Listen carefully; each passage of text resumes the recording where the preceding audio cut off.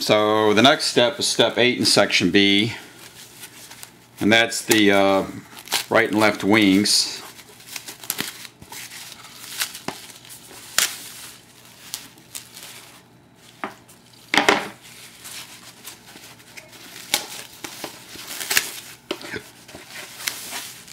We'll pull them out of the packing.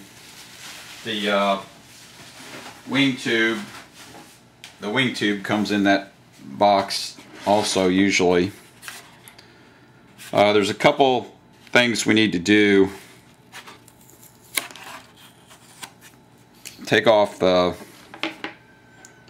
conversion axle lock cover, set that aside, and first of all, there's a nut behind these all these holes here. These two back ones aren't used, but behind all these holes here, and it's best if you take the time to clean those up with a 2mm tap. A lot of them have glue in them, and that makes it hard to get the screw in, and you can knock them out. So I'll clean those up with a tap real quick. So I'll just put a 2mm tap on my drill and just run that drill into each one of those nuts and clean up the glue.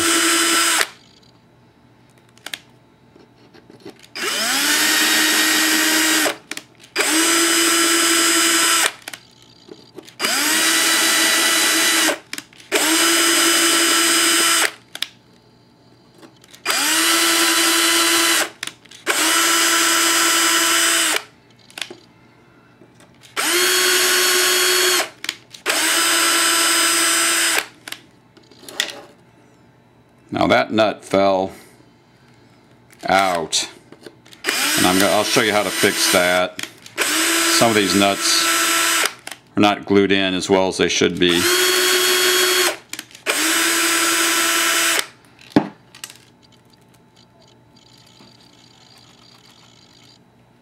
Okay, there's that nut. I'll show you how to fix that. So let's get these cleaned up.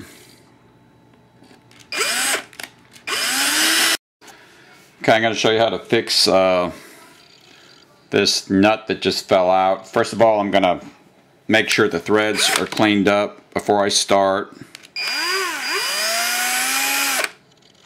Okay, they're okay.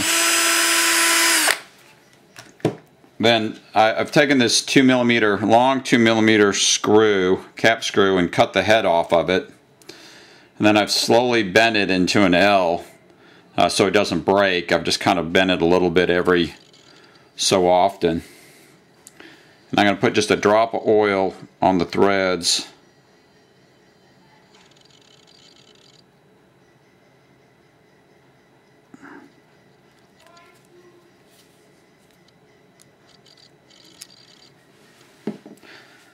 And then I'm going to screw this nut onto the end of it.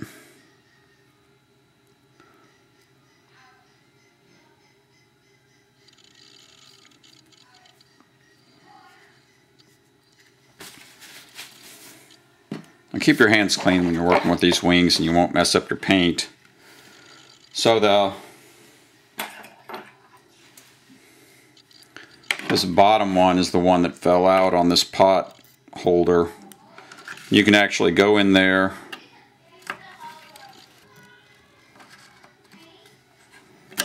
and get that. No, you don't even need to bend it. You can actually go in there and get that. So I can use that L feature to get that nut to where I can easily get the epoxy on it.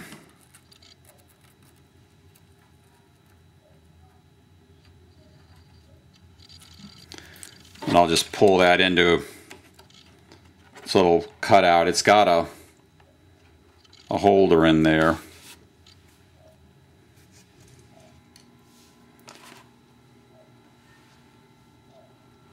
I get it in there. Sometimes I'll leave this threaded rod on, other times I'll unscrew it. I can take that out and just leave it sitting vertical here while that cures out, and that nut is fixed. Also, these windows here are a little small, so I'll run my cutoff wheel and trim off about 2 millimeters around the entire perimeter, so it'll look more like that, and that makes it a lot easier to get that collar on. Now we've got these bearings that go in on the end, and they are a little bit big, so to fix that I just take a piece of 500 tail boom and hot melt glue on some sandpaper to the end of it, and if you go around just the right number of turns you end up. So I'll use my tail boom and I'll just run it through there, and it'll open up those holes for the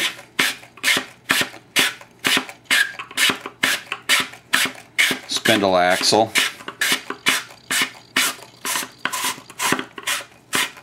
Kind of work it and you'll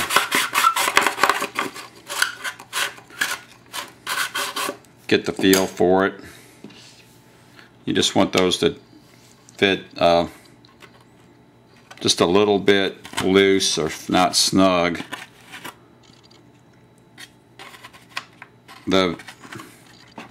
Also, another thing you want to be aware of is inside of that wing right there, there's a glob of glue that's going to prevent this spindle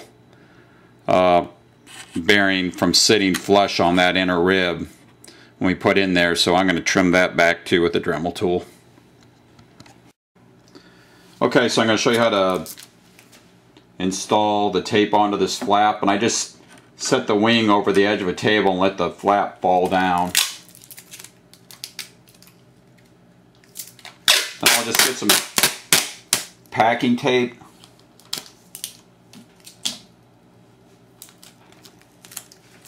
and lay that packing tape with the edge of it about in line with that panel line on the flap on the bottom of the wing.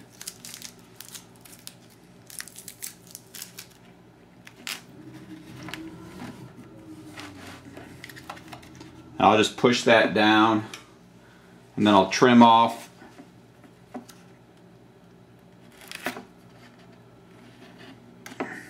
each end with a razor blade.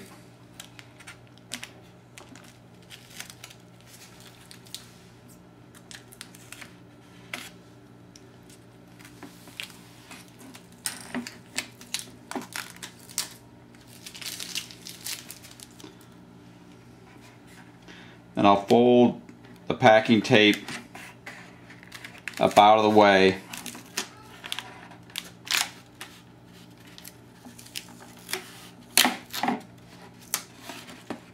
Set my flap angle till it just touches. Let the tape go, and I'll just push it into place, working from the inside out. You'll get a nice bubble-free flap. Then I'll just cut out this window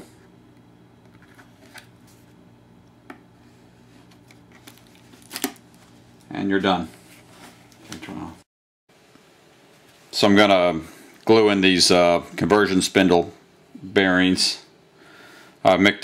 Mixed up some 15-minute epoxy, and I'm just going to put a little bead around the perimeter of this bearing holder.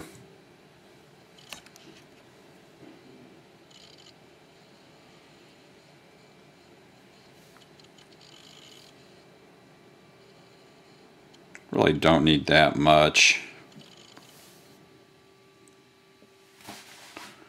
And keeping your hands clean.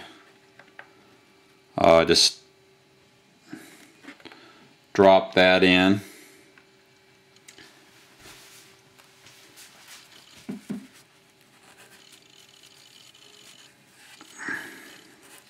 Wipe off the excess.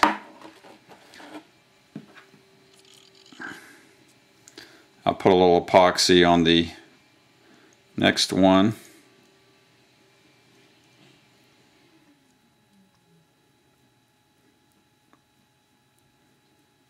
On the inner one.